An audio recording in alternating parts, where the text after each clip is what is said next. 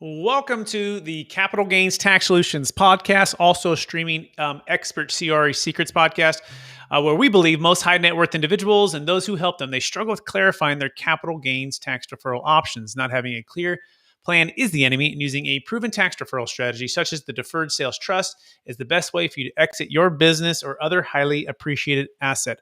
I'm your host, Brett Swarts. Each episode, I am joined by some of the best real estate, financial, wealth, and business minds in the world, where they share their ideas, deal stories, and inspiration. So together we can make complex tax deferral strategies simple and passive income plans achievable. Hey, I'm excited about our next guest. He is the founder of GoBundance. It's a tribe for healthy, wealthy, generous men who choose to lead epic lives. I'm going to let him tell a little bit of his story. Please welcome to the show with me, Pat Hiban. Pat, how are you doing today, sir? Good. What's going on, Brett? Thanks for having me. Absolutely excited to get to know you a little bit more here. We just met about 30 seconds ago, and so I'd like to be organic with our interviews. So that being said, Pat, for our listeners getting to know you for the first time, would you give them a little bit more about your story and your current focus? Yeah, that's wow. So I'm 55 years old. I became a real estate agent straight out of college, mainly because there was no barrier to entry with it. And it was easy to become a real estate agent, right? You just had to get a license, and no one else would hire me because I got a 2.3 GPA and a degree in sociology. So I became a real estate agent and took myself through the ranks through 25, 30 years of agent on a brokerage, a mortgage company, a title company, you name it. I had my fingers in it. And then I quit basically when the market crashed or shortly thereafter, and became a real estate investor. Did that for several years while I wrote my book, my first book, Six Steps to Seven Figures. And then created GoBundance back in 2014 with a couple of partners organically. Just started charging people to essentially hang out with us and do goal setting and things like that. And here we are today. We have over 400 members. So it's kind of one of those weird non-planned things. Beautiful. And before we dive into some of that, and as well talking about how to build a tribe of millionaires, I'm curious. I think we've all been given certain gifts in this life, Pat. And I want you to maybe go back to your university days or high school days. And some people call these strengths. Some people call these things superpowers. I believe they're God-given gifts, and these gifts have been given to us to be a blessing and of help to others. So I'm curious, what are those one or two gifts that you believe you were given, and how does that help how you help and bless people today? That's fascinating because I was just having this conversation with my wife. It seems like throughout, and luckily, this is one thing my wife and I are very similar on. We're able to plan stuff. We're able to organize stuff and get stuff done. And it seems like we're always the ones that are planning the party. We're always the ones that are organizing the group, putting together the trip, or um, actually taking action on things. And a lot of people just do not have that gene. It's just impossible for them to just to do something as simple as creating an Evite. You know what I mean? It takes 5 minutes, but like 99 out of 100 people can't do it, or won't do it. It's just very odd. So I think that is a blessing that I have, and it's always It's always been that way in my life. And I would probably say the other one is kind of a get shit done sort of thing, right? Like I've always been able to um, eh, just implement aggressively things um, where it took others so much longer to do it. I'm not saying that it has always served me, because it certainly has gotten me into trouble a lot of times. But I think it's served me more than it has hurt me, for sure. Um, and when someone wants a project done, like I'm the guy. I'm a project guy. I can start and finish it in record time and hyper focus. I guess some of that comes from like a hyper focus that I tend to get. Um, and so if I had to pick two things of superpowers, those would be them. Beautiful. Yeah. Able to plan and organize, bring others together, as well as, taking action kind of combined with getting things done quickly and efficiently in a hyper focus. Is that a fair summary? That's it. That's It's 100% me. Yeah. Well, those are beautiful gifts in today's day and age, right? Which leads me to my next question. Big challenges last year in 2020. These are opportunities to grow, right? But what's the biggest challenge facing entrepreneurs, real estate professionals, business professionals today? And how does GoBundance help them overcome and or grow as leaders? Yeah, that's fascinating. Challenge of here's the things. First of all, the challenges are few from a cash flow standpoint. Like everything is working. We're at a time everyone has the Midas touch. It doesn't matter what you invest in, whether it's precious metals, Bitcoin, uh, stocks, real estate. It's all correlating, right? There's not a lot of non-correlating assets. So everybody's. I had a guy tell me the other day. He's like, my investments did incredibly well last year, and I said, yeah, no kidding. So did everybody's. I'm like, it's very easy, and I think it's this time that we're in right now is making a lot of people look a lot smarter, myself included, than we actually are. Um, so that kind of leads to me answering the question. But what the exact question again was? What? Just what's the biggest challenge Yeah, the facing, challenge. Yeah. yeah. So my point was that people don't have a lot of small challenges because it's easy. I think that the biggest challenge that people are going to have are actually getting wealthy. It's easy to make money right now, but are they actually getting wealthy? And you've heard about the K-shaped economy. Literally, I see it every day. The rich are getting richer and the poor are getting poorer. And I think that entrepreneurs are going to have to jump higher now to get wealthy. It's just become hard. It's becoming harder and harder to get wealthy. Easier and easier to make cash flow. Harder and harder to get wealthy. That's the biggest challenge. At Abundance, we have a program we call 7 to 8, which is basically 7 figures to 8 figures. How to get from a net worth of say a million, 2 million to a net worth of 10, 12, 30, 80, anything in the 8 figures. And it's tactical information where we bring a member on who has done it, let's say is worth $22 million, and we say, okay, you started out as a 3 millionaire, not started out, but in this year you were 3 million, you were worth 3 million. How'd you get to 22? What specifically did you do to reach up and get there? What are the exact steps? How can our members learn to do those steps? And that's one of our extremely popular programs. We have a huge attendance when we do that. We do it every month.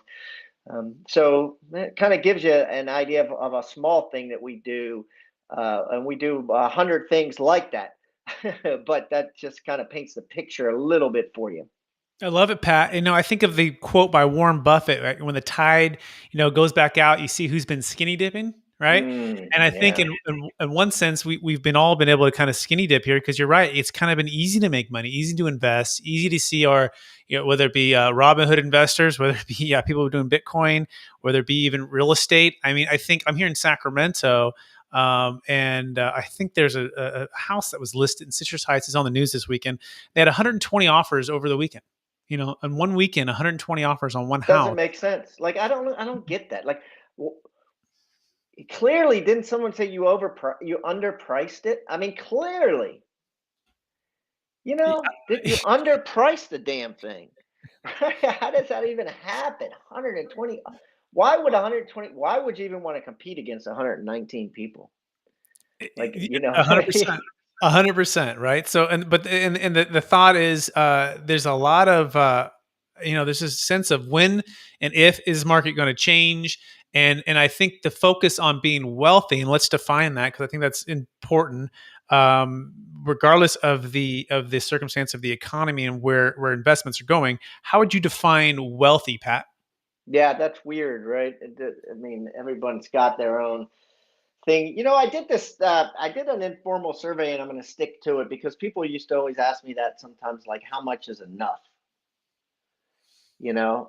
because what happens with entrepreneurs is it's never enough, right? It doesn't end. Like I heard this guy James Doty speak. He has this something about the magic bus or something. This really cool book.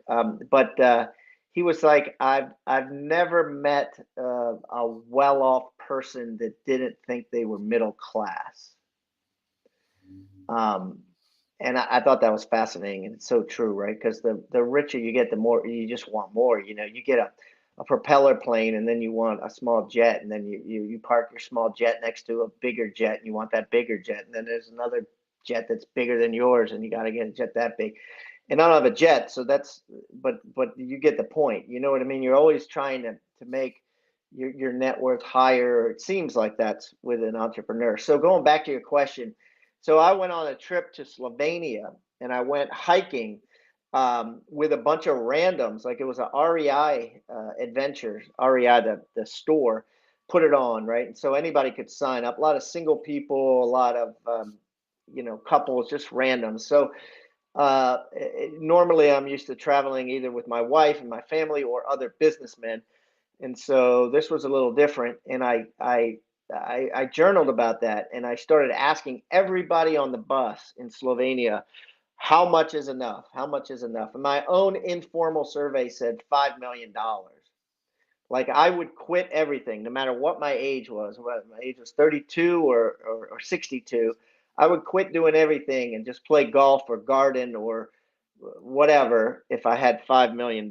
So I'm going to stick with that answer. Although, certainly it's not enough for me. My mind is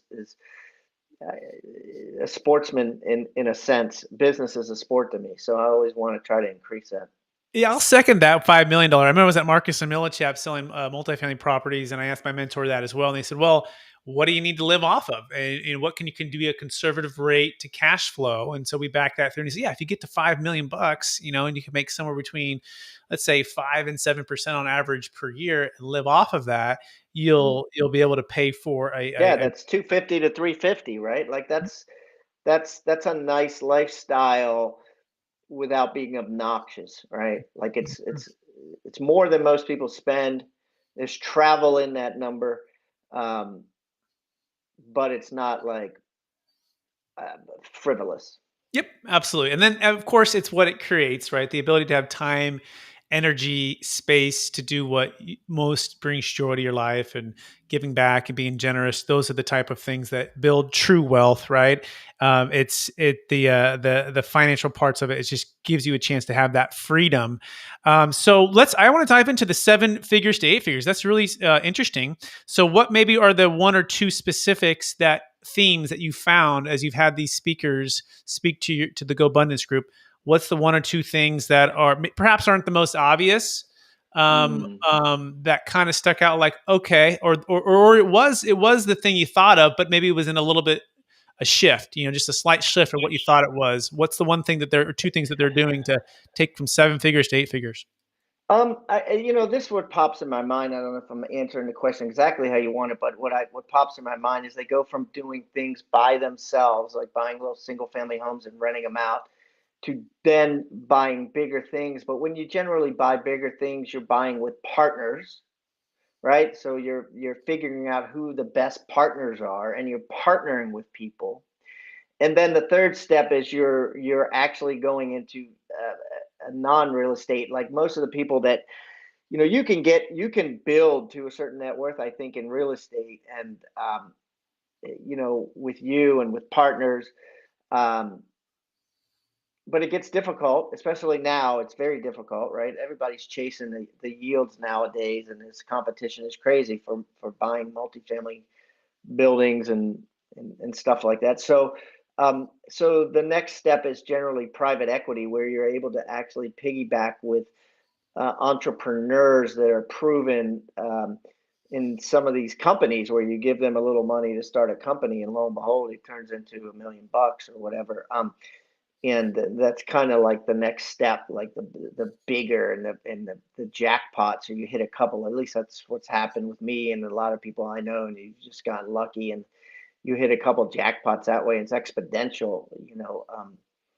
So That's how I would answer it. Yeah, so let me make sure I got that. So it went from going from buying either like real estate or doing some kind of business on your own to partnering with others to buy bigger deals or do bigger deals. And then the next one is to couple that with going to non-real estate type of assets, because real estate, you're right, multifamily, value add, there's so much competition, right? I mean, I have one of the strategic alliances we have, Sunrise Capital, and they do mobile home parks. To them, mobile home parks 10 years ago was kind of getting away from multifamily. Now, mobile home parks, everyone's in it as well. And so now they're going to parking lots, and they're going to something that's different. But what you're saying is even more than that, maybe like Shark Tank, looking for business entrepreneurs to invest in and help them build their company. Is that a fair summary? Yeah, yeah. And I guess the common thread that strings through succeeding with parts 2 and 3 is learning how to align yourself with the right people. Like I was talking to a guy the other day who's done 9 investments with other people and they've all failed. And I was like, dude, I don't know what the common denominator. This is interesting. Some of it I just think is bad luck, but um, yeah, it's like finding out, like if you're going to go into, whatever, whether you're buying real estate or doing things with partners or getting in a venture capital firm, like some of these venture capital firms are just crushing it where others are, not doing real well. And so I think you just get better and you start paying more attention and you start analyzing and you start looking for track record. You don't just trust your gut. Like a lot of the investments that I've done in the last 7 years, um, I had no gut at all. Like literally, my gut was like, I don't know. I could lose this money as I could triple this money, or I could lose it all. And I did it, and I actually won on a couple. And so the point is, I was relying on other people, and it was more of an analytical than an emotional decision. You know. Yeah, very well said. And by the way, we're talking with Pat Hiban, one of the founders of GoBundance and also the author of Tribe of Millionaires. You can find him at gobundance.com. That's gobundance.com. So I got a couple friends in GoBundance. I want to shout out to them right now. So Maddie Atkinson, however he might pronounce that. And then also Jake Harris. These are both Sacramento. We're all here, Sacramento. And so for those that are a part of GoBundance, Pat, and for the folks that you get to run with and lead and organize and bring them together, what's been probably the most rewarding part for the members? What would you say if there's one common theme that was missing, now they have with GoBundance? What is it? Yeah. So it's a mastermind phenomena. The word mastermind is kind of a cliche, but people don't really analyze it. Like if you read Napoleon Hill's Think and Grow Rich, he has a whole chapter on mastermind. He talked about how he actually, set up a mastermind with Henry Firestone and Henry Ford and a bunch of these guys. And um, I remember an interview that someone did with him once where they said if you had to take all of Think and Grow Rich and boil it down to one thing, what would it be? And he said, I can't think of one, but I'll boil it down to two. And he says the two things that this book sums up that are most important are, number one, the reason people don't get rich is because they quit too early. They just give up, right? You think about anything in life, they just give up. And they said the second thing is they fail to create an effective mastermind, right? And essentially, if you don't give up and you surround yourself with people that are doing great things, you're unequivocally going to succeed. It's just impossible for you not to succeed. And so, what happens at these events and in our forums and things, what we do is people just get together and like Maddie A meets Jake, who might not have known Jake, and Daniel Ramsey lives in Sacramento and owns a company with 1,000 employees. They get together in Sacramento. We got like 10 members there, I think now.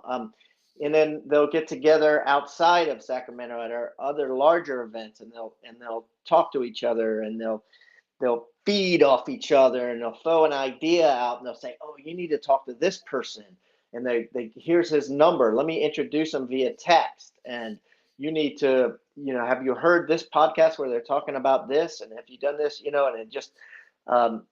it's just an amazing phenomena to watch.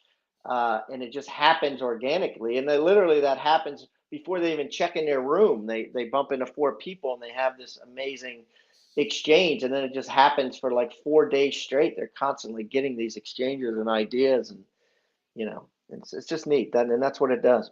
I love it. Yeah, that's transformational. That's amazing. I love the two things that Napoleon Hill said there, right? Quitting too early, right? Just not sticking it out, and then failing to create an effective mastermind where, like iron and sharpening iron, you are thinking and you're thinking intentionally. I just started masterminding a couple of years ago. Well, really, I mean, growing up in sports, you had a coach, you had a mentor, right? You have teachers, you have, but there's something different about a mastermind when it's, hey, it's not just folks that perhaps are a few steps ahead of you in certain areas, but we're all trying to each of us have different strengths in different areas, and how do we combine those things and challenge each other and encourage each other to become more effective in everything that we're doing. Is that a fair summary, Pat? Absolutely. Beautiful. 100%. By the way, side note, Daniel Ramsey, my outdesk, I actually sold him an eightplex here in Sacramento back in the this is what 2000 and it was like 12. He was crushing it, buying these deals really low. Anyways, that's another shout out for him. So know Daniel as well, and yeah, fantastic. So that being said, we're running out of time here. So are you ready for the lightning round? Yeah, let's do it. All right. So knowing what you know now, Pat, if you go back to your 25-year-old self, what's the one golden nugget you would make sure to tell yourself to do? Well, when I was 25, it was in the 90s. Looking back at that time, it was a very flat time, like flat. Like, people don't understand it because we have such swings. These last couple decades have been very swingy, or last 15 years or whatever. But and there's a lot of good, like more people making money than losing.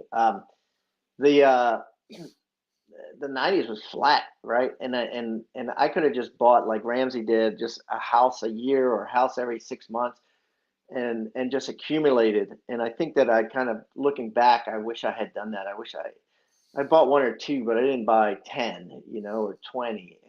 It's so easy to buy real estate now, but back then people just didn't do it. There wasn't even, like, if you said to someone, I'm a real estate investor, they'd be like, who does that? You know what I mean? Um, so that would be the answer. I would just buy a house a year. Excellent. Second question, biggest challenge to capital gains tax deferral options. It could be like, what's your biggest frustration with the 1031 exchange? But when you're thinking like, hey, I'm selling a business, I'm selling my highly appreciated asset, what's your biggest frustration when it comes to capital gains tax deferral?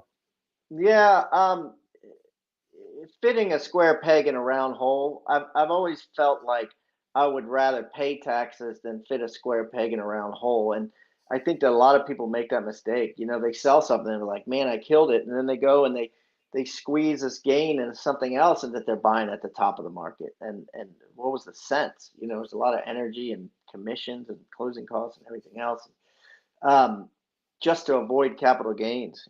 So I would say, and probably there's not enough vehicles, right? There's not enough.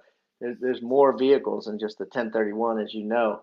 Um, and so, yeah, that would be the biggest obstacle. Yeah, we couldn't agree with you more. And I think I love the way you said it, fitting a square peg in a round hole. That we're referring to the 1031 exchange for those who are curious, right? You crush it on a deal, right? And in 05, 04, 06, this is what I found my clients were doing, or, they had overpaid in the 1031 exchange, and they knew they were overpaying, but they felt they had no other option, right? They were taking on too much debt. They're doubling down, but then '08 hit, and some of them lost half. Some of them lost everything, and that's actually why we started our company. Part of that, I saw that I was on the front lines for that here in Sacramento, and so now we offer something called the Deferred Sales Trust, which eliminates we call it the shotgun wedding, right? Get engaged in 45 days, getting married in 180. Sometimes you don't make great decisions under time crunches, but it also works for other appreciated assets like primary homes, cryptocurrency. It works for business sales, works for how they appreciate stock, public or private. And once you understand there's something that's different than the old way you've been doing things, it changes. Anyways, you can learn more about that at capitalgainstaxsolutions.com, everybody. That's capitalgainstaxsolutions.com. Next question, Pat, is this. Favorite book or favorite book you've read in the past year or gifted the most? And you can definitely plug Tribe of Millionaires here. Yeah, of course. Well, then I'll plug it. This is it, Tribe of Millionaires. This is the book we wrote at Abundance. It's a fable. It basically is a story of a guy who, and I'll tell you, it's a fable, but it's based on real life. So we hired the guy that writes for Darren Hardy. He writes for Hal Elrod. He writes for David Osborne. A lot of the names that you've heard, this is their writer, right? So we hired him to write us a book. We paid $50,000 for him to do it. He actually, GoBundance had a trip to Japan. We had 27 members fly to Japan for a trip, and he came and he hung out with us and he got to know everybody. And then he wrote this book based on his interactions with our members. Like Daniel Ramsey was there. So he got to talk to Ramsey, and one of the characters in the book might be loosely based on Ramsey. So that's what we did, and it basically tells a story about how a guy who had a dysfunctional relationship with his father, he didn't get along with his dad dies, and then he's expecting to go to this wedding and this funeral, and all these deadbeats are going to be there, or no one's going to be there. And suddenly 6 of his pallbearers are these really, really rich guys that got their stuff together. They're healthy, they're rich, they're great personalities, great relationships with their families. And he's like, how did my dad end up with these guys? And one of the guys takes him aside and says, listen, your dad has a pretty big estate, but he said that the contingency for your estate is that you got to come out and hang out with us. And so they fly to an island together, and he kind of immerses himself in the culture of the Tribe of Millionaires, and he learns a bunch of lessons while he's immersed with these millionaires, and he changes his life because of it. And so I'm not giving away too much, but I'm kind of telling you what it's about. And it's a great book. We've done really well. We've sold, a lot of copies. We are offering it for free now. If you just go to tribeofmillionaires.com, that's tribeofmillionaires.com, you can get a copy for free, or you go to Amazon and pay $20. So it's up to you. You can pay $20 or you go for free. All you got to do is pay the shipping when you get it for free. And that's it. Beautiful. Thank you for plugging that. It sounds like an amazing book. I'm going to get it and read it. Second to last question. What are you most curious about right now, Pat? Wow. I would probably, and this is going to sound cliche because there's a lot of people in it, but cryptocurrency, Bitcoin. I went deep down a rabbit hole, with COVID with it, luckily, and got involved in a bunch of it. I just signed up a Bitcoin conference in Miami, Florida, which if you asked me a year ago, would I, people ask me Bitcoin, I was like, Smitcoin, whatever, I don't believe in it. Doesn't make sense. Da da da. And then something happened with COVID where I just had all this extra time and I started reading books and studying it. And here now I'm going to a convention. I'm heavily invested in some Bitcoin mines. Anyway, so that would be the new thing for me. Excellent. Yeah. Fascinating. And I've dabbled in it myself a little bit, but it's definitely piqued my curiosity as well. Last question is this, Pat, after all your success in real estate and coaching, now with a founder of GoBundance, you sold a podcast, which by the way is incredible of itself. Could be a whole nother episode of someone actually sold a podcast. That's really cool. But after all your success and helping a lot of folks, grow their wealth and grow themselves and have like a tribe of millionaires. I'm curious, Pat, how do you stay centered in your values and how do you stay encouraged to charge forward to reach new goals? I think that I'm lucky, right? I've been married 27 years. I have 2 daughters, and they basically helped me stay centered because they knew me from, not when my wife used to make more money than I did. So, so she never lets me get carried away, right? I also have lifelong friends. I think that helps. I mean, it's always great to surround yourself with great people, but I think these long term relationships help you stay grounded, and that's the question that you ask. And I got friends of mine that I've known since college and high school that would, if I got all I'm better than you with them, they would curse me. So to my face, right? So I think that helps, and that would be my answer to that question. It's a great answer. And I want to thank you for being on the show. And I want to thank you for sharing a bit about your story. So much wisdom with us. I want to encourage you to keep taking action, keep getting things done quickly and effectively, keep organizing and bringing others together, and keep making a huge difference with Go Abundance. For our listeners who want to get in touch with you, what's the best place, one more time, for them to find you? Yeah, it's funny. When I sold my podcast, part of the deal was I sold my identity. So I sold my Twitter feed. I sold, um, my Instagram. I leased my LinkedIn for a year. I got it back a couple of months ago. That's where I wrote retired on it, because people still were like reaching out, wanting to be on the podcast and ask me all those questions. So I just wrote retired when I got that back. Anyways, the best thing to do is just go to gobundance.com, and you can find me there, or just Google me, I guess. That would be the answer.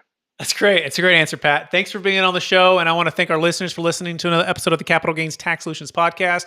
As always, we believe most high net worth individuals and those who help them, they struggle with clarifying their capital gains tax deferral options. Not having a clear plan is the enemy, and using a proven tax deferral strategy, such as the Deferred Sales Trust, is the best way for you to exit your business, real estate, even cryptocurrency, all tax deferred. You can go to capitalgainstaxsolutions.com. That's capitalgainstaxsolutions.com. Or if you're a business professional looking to level up your value proposition, go to experttaxsecrets.com. That's experttaxsecrets.com, and learn how the Deferred Sales Trust can help you to do that. Thanks so much, everyone, for listening, and we appreciate everybody.